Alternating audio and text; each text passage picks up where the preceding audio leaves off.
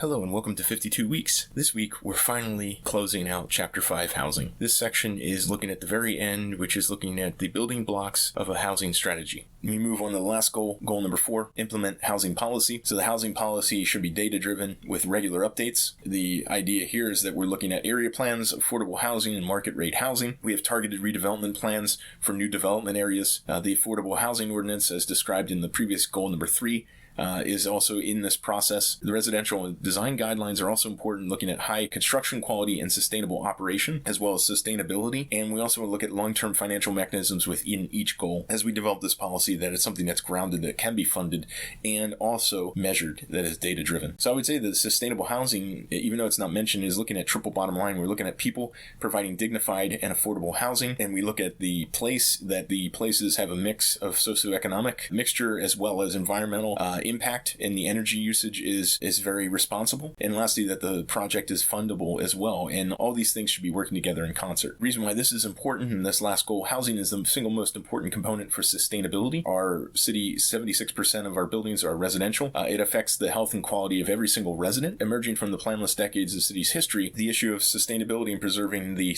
city's housing stock must be fundamental legacy of this plan. So this has to be the key and crux of this entire Harrisburg Comprehensive Plan. So we're in Objective 5.4.1, Plan Before Building. This theme is stated within each of the goals with the intention of forestalling the implementation of SPOT project before area plans and targeted redevelopment plans are complete. This is where we prioritize planning. We prioritize small area plans. Again, we don't throw money at things thinking it's going to fix the problem. We've got to look at the data. We've got to then set up a plan, and this works with the grassroots level, at the community level, where each of the neighborhoods are planning out a small area plan where they know the neighborhood should be developing and how to invest within the neighborhood. And then the next part is to build these things together within the comp plan that is the framework or the skeleton of everything together, how it's all knitted back together. Objective 5.4.2, develop and implement policy that institutionalize ongoing management and maintenance of housing stocks. This is a key part, is preventing deterioration of valuable building assets is the greatest act of sustainability. This is the single most important issue within cities,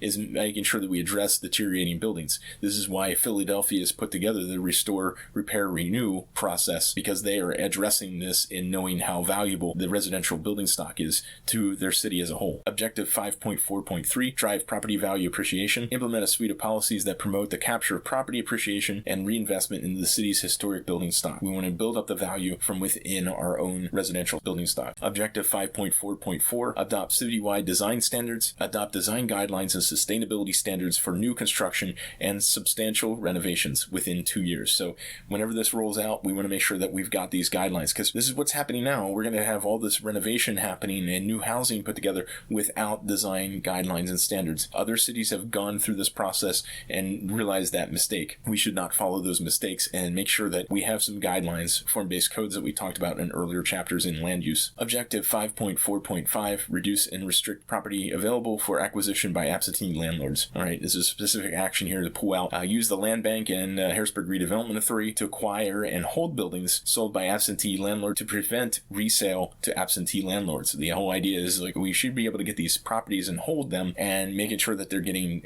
used for the best interest of the community and our city as a whole. Objective 5.4.6, use housing policy to promote population growth. One of the things is population growth. What does that mean? We want to retain 500 additional permanent residents per year, growing the permanent to 60,000 by 2036. That's 2,500 households. How is this done? Well, we can offer a wider variety of dwelling types. We can strengthen the community and commercial cores, increase rental options in convenient neighborhoods, and also look at affordable houses and investment. Building on that and generating a population is creating a one-stop shop for city housing. This really takes a coalition of entities to match people with housing that fits both lifestyle and financial capabilities of people who want to find housing. This is done through the collaboration of the city administration, the Department of Building and Housing. It's also the Harrisburg Housing Authority and Harrisburg Redevelopment Authority. These things working in concert with the local nonprofits and any other state entities that work this together as a single source of information for people who are either moving into this area or need to find another housing model that fits their adjustment in lifestyle as they continue to live in the city and choose to live in this river city. Thanks again for walking through Chapter 5 Housing. It's been a huge